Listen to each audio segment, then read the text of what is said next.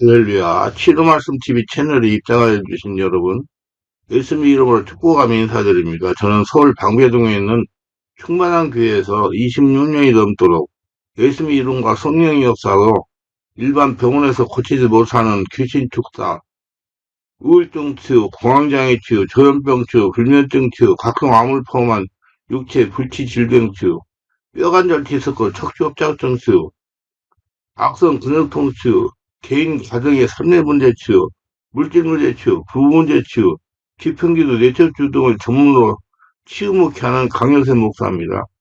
그동안 수천 명, 수많은 환자들을 예수님 이름과 성령으로 치유하여 정상적이고 행복하고 사람답게 삶을 살아가도록 인도했습니다.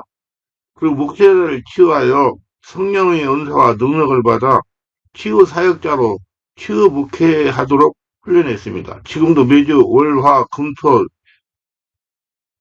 오전에 귀신축, 내적축, 기풍기도 치유 집회를 진행하고 있습니다.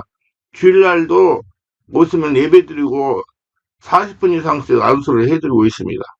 밤 집회는 매주 화요일 밤 19시 30분부터 무료로 성령세례 귀신축사 기풍기도 집회를 하고 있습니다. 화요일 밤 집회는 제가 그동안 받은 하나님의 은혜에 보답하기 위하여 물질적으로 어려운 목회자와 성도들을 섬기는 마음으로 성령세례와 뇌척추 사역을 혼신을 다해서 해드리고 있습니다. 어려운 분들 오셔서 은혜 받으시기 바랍니다. 특별히 상태가 중한 분들과 성령의 강력한 불을 빨리 받고 싶은 분들에 대해서는 매주 토요일 주일 13시 30분에 예약하여 개별 특별 집중 기도 시간을 갖고 있습니다. 한 번에 2명밖에 할 수 없으므로 필히 일주일 전에 예약을 해야 됩니다. 대상은 이런 분들입니다. 여기서도 저기서도 성령의 불과 성령의 은사와 축사 능력을 받지 못한 분, 병원에서 못 고치는 귀신 역사, 불치병, 난치병을 빨리 치유받을 분, 목과 허리 디스크, 어깨 통증, 허리 통증, 척추 협착증, 근육통, 온몸이 아프고 무거움에서 치유 해방받고 싶은 분, 자녀나 본인의 우울증, 공황장애, 조현병, 우울증을 빨리 치유받을 분, 가슴이 답답하고 기도하기 힘이 드는 분, 기도하는 습관이 되기를 원하시는 분, 방언 기도를 바르게 강하게 하고 통역하고 싶은 분, 자신 안에 하나님과 영의 통로를 뚫고 싶은 분, 성령의 불로 성령서를 강하게 받고 싶은 분, 최단 기간에 성령치유 은사와 능력을 받고 싶은 분, 지금 참평안과 아브라엘 복을 누릴 분들입니다. 오시면 자신의 눈과 몸으로 느끼고 주변 사람들이 알아볼 정도로 효과적인 강력한 치유 효과 능력이 나타납니다. 반드시 일주일 전에 전화를 확인하시고 예약해야 됩니다. 오셔서 영적, 정신적, 육체적인 고통을 기력적으로 해결받으시길 바랍니다. 이 강의는 제가 지난 26년 동안 성령사역, 내적치유 사역, 귀신출사 사역하면서 체험한 90여 가지 저서 중에서 한 군 한 군 강의하는 것입니다.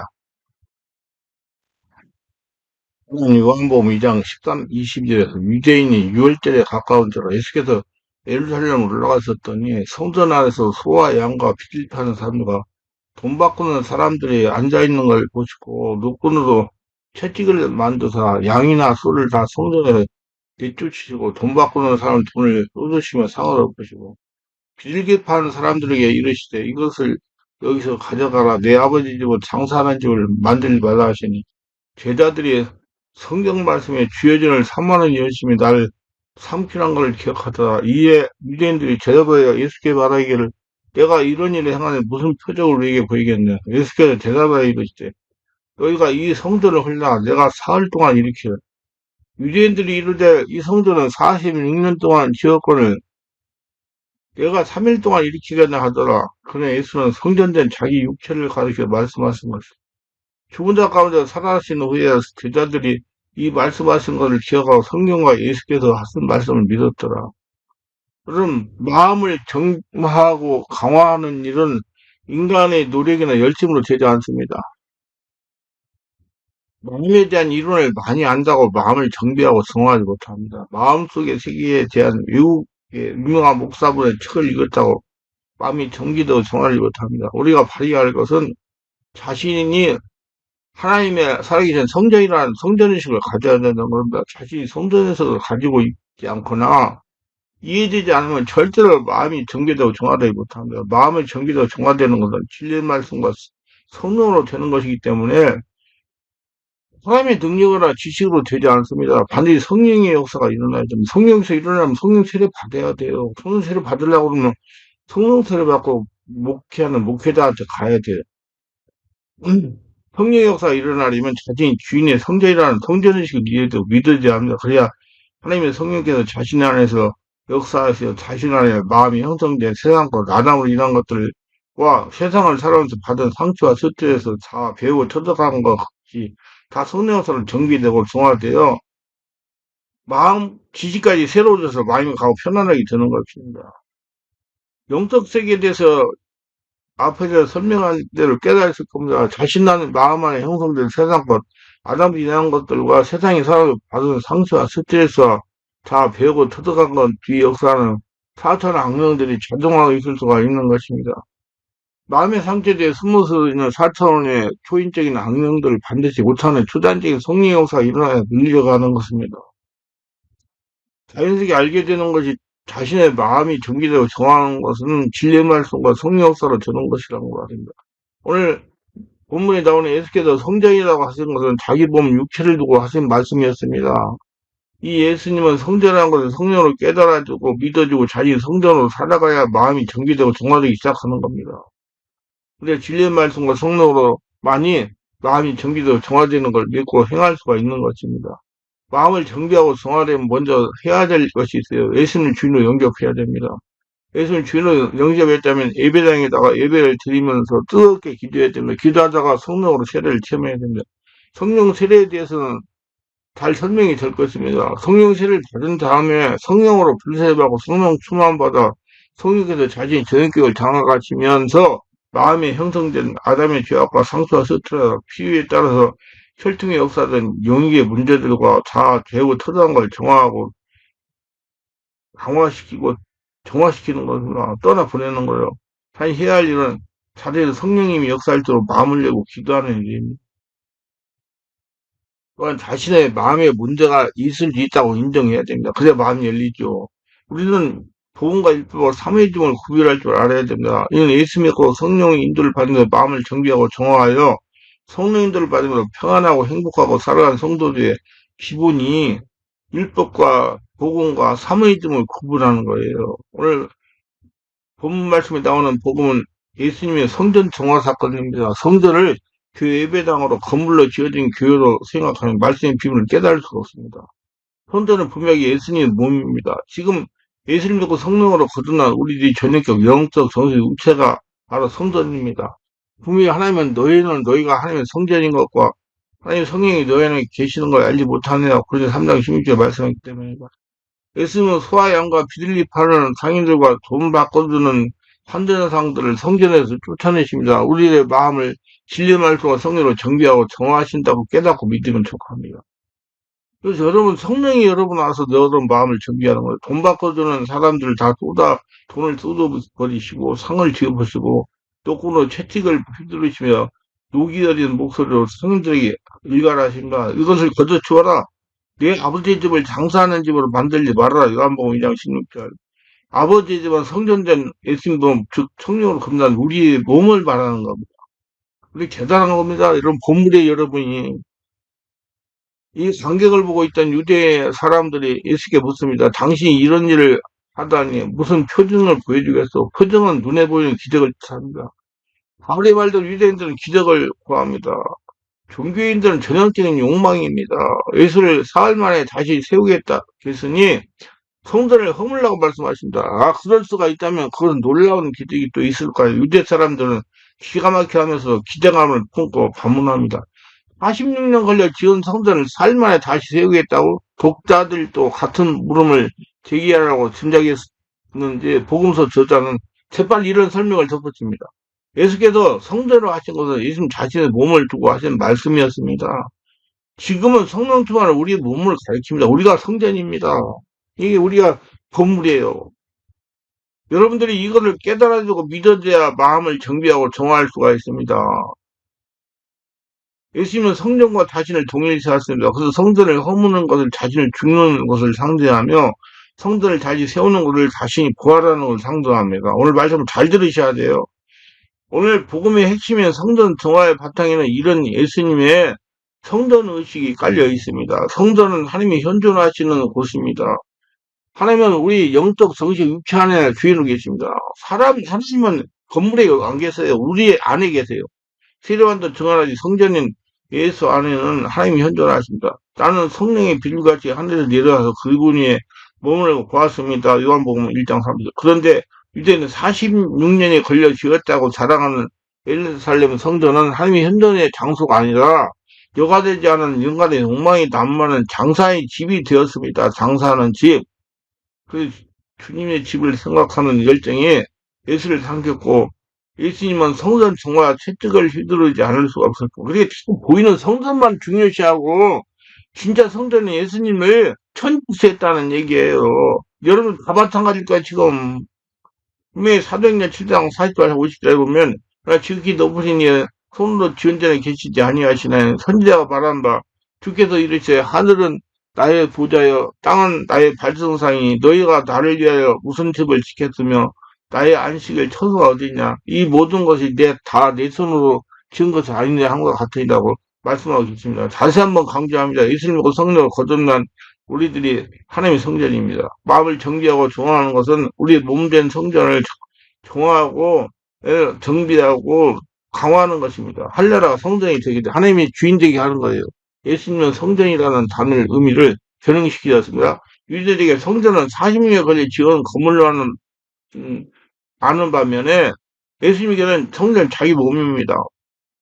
그러니까 유대인들 지금도 예수 믿는 사람, 유대인들 같은 사람은 보이는 예배당이 성전이라고 하는 거예요. 그런데 저같이 성령을 거듭난 사람은 나가 하나님이 성전이라고 하는 거예요. 유대인들이 성전은 사물임에 반해 예수께서는 말씀하시는 성전은 인격입니다. 사물에서 인격으로 의미 변형, 놀라운 변화입니다. 이뿐 아닙니다. 유대인들은 사실의 세계에서 단조롭게 사고하지만 예수님은 은유의 세계에서 풍요롭게 살아가십니다. 따라서 예수님을 이해하려면 사실의 세계를 벗어나 은유의 세계로 들어가려고 영적인 세계로 들어가야 된다 이 말이에요. 성령 거듭나야 된다는 얘기야. 이런 성령 인도를 받으면 성령으로 길을 깨달아만 보고 이해가 가능한 겁니다. 그래서 눈이 성령으로 열려야 돼요. 사실에 도착 가치는 순간 종교는 생명과 힘들을 잃게 됩니다. 예수님을 이해하려면 이러한 신적 의미 변형에 익숙해져야 되는 것입니다. 예수님은 이 의미 변형의 색깔로 시인이나 다뤄놓기 때문인가 요한복음에는 의미 변형의 또 다른 예가 나옵니다. 예수께서 사마리아 여자에게 물을 달라고 청했을 때 여자가 유대인 남자도 어떻게 개인 사마리아 여자에게 물을 달라고 할 수 있느냐 묻자 사마리아 여자들은 개요 개. 개하고 상종하는 유대인들은. 근데 예수님은 상종하잖아요. 예수는 뜬금없이 너에게 물을 달라는 사람이 누군지 알았더라면 그는 너에게 생수를 줬을 것이다. 요한복음 4장 7절로 10절 대답합니다. 여자가 예수님께 누군지 모른다는 말씀입니다. 예수님이 계속 설명하는 여기에 물의 의미가 생수로 변형됩니다. 하지만 이게 끝이 아닙니다. 여자와 대화가 더 깊어지는 동안 내가 주는 물은 영생에 이르게 하는 샘물이 될 것이다. 요한복음 4장 14절 이렇게 말하면서 예수님은 물의 의미를 또 한 번 변형시키십니다. 생수로 의미가 확장된 물은 이제 영생에 이르게 하는 샘물로 의미가 심화됩니다. 예수님은 떡이라는 말의 의미도 변형시키신다. 내 아버지께서 너희에게 하늘로부터 참떡을 주신다. 요한복음 1장 32절. 허기를 달리는 물질로 떡이 참떡으로 의미가 확장이 됩니다. 하지만 참떡은 다른 의미의 변형의 과정을 거치게 됩니다. 너희가 생명의 떡이다. 내게로 오르는 사람 결코 줄이지 아니할 거다. 요한복음 1장 35절. 떡은 참떡으로 의미가 확장되고 참떡은 생명의 떡으로 의미가 심화됩니다. 그래서 엘리야가 갈멜 사는 그 호렙 뜰기나무 밑에서 죽겠다고 그럴 때 천사가 떡을 가까워 먹였잖아요. 이거 그 하나님이 주시는 떡, 생명의 떡. 그리고 이 생명의 떡이 바로 예수님이세요. 여기서 끝내는 게 아닙니다. 예수님 이렇게 말 나는 하늘에서 내려오는 살아있는 떡이다. 이 떡을 먹는 사람은 누구나 영원히 살 것이다. 내가 줄 떡은 나의 살이다. 요한복음 6장 51절. 이제 생명의 떡은 예수의 살이라는 새로운 의미로 비약이 됩니다. 그래서 이렇게 의미를 변형시키는 이유는 무엇일까? 간단합니다. 예수님은 하나의 사물이나 물질의 의미를 변형시킴으로써 사람들이 비상적인 세계에서 더 깊은 안 보이는 영적인 신적인 세계로 이끌어 가십니다. 보이는 세계에서 보이지 않는 신의 세계, 영적인 세계, 물질적인 세계, 영적인 세계, 신적인 세계로 현상적인 세계에서 본질에서 영의 세계로 이끌어 가시는 겁니다. 그래서 여러분들 자꾸 신적인 세계에 눈을 볼 수 있는 자가 되어야 돼요. 보이는 거 가지고 판단하지 말고 예수 믿는 여러분들. 보이는 세계 모르지 않고 보이지 않는 신적인 세계로 이끌어 가시는 것입니다. 이는 보이지 않는 사람 의식하지 않도록 이렇게 경고하시면 예수께서 대답하여 이르시되 너희가 사람의 미혹을 받지 않도록 주의하라. 많은 사람이 내 이름으로 와서 이르되 나는 그리스도여 많은 사람을 미혹하여 마태복음 24장 4절로 보이지 않는 하나님께 집중하고 보이지 않는 하나님을 살아계신 하나님을 믿으라는 진리입니다. 보이는 사람의 미혹을 대해서는 여러분 상세하게 설명해 줄 것입니다. 앞으로 유튜브에 대해 설명을 할 거예요. 그래서 보는 사람 따라가면 안 돼요. 안 보이는 하나님을 믿고 따라가야죠. 그래서 하나님을 보는 눈이 열려야 돼.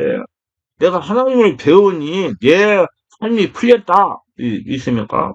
앞으로 뭐 내년 1, 2월 달에 눈이 열려 주님을 뵈니 풀리는 사람들이라는 제목으로 책이 나와요. 그게 되었는데 근데 주목해야 할 또 다른 하나의 살장이다. 이런 의미의 변형의 과정에서 예수님은 최종 의미와 자신을 동일시합니다. 물에서 시작하여 생수를 거쳐 영생이라는 샘물로 의미가 변형되는 과정에서 예수님은 최종의 의미가 영생이라는 샘물 자신을 동일시합니다. 그래서 예수님 만나고 예수님을 믿으면 영혼에 이르게 하는 생명이 된다, 영생. 그래서 예수님은 생명이세요. 말씀이 생명이고. 마찬가지로 떡에서 시작하여 참떡을 거쳐 생명의 떡으로 의미가 변형되는데 이 과정에서도 예수는 최종 의미의 생명의 떡과 자신을 동일시합니다. 그래서 우리 예수로 붙잡고 내 안에 성령 충만해가지고 하나님 성전돼가지고 보이는 거 따라가지 말고 안 보이는 신의 세계, 영적인 세계를 발휘하려고 안 보이는 하나님을 쥐는 모습, 하나님을 배워가지고 틀린 인생 사실을 예수님으로 축원합니다.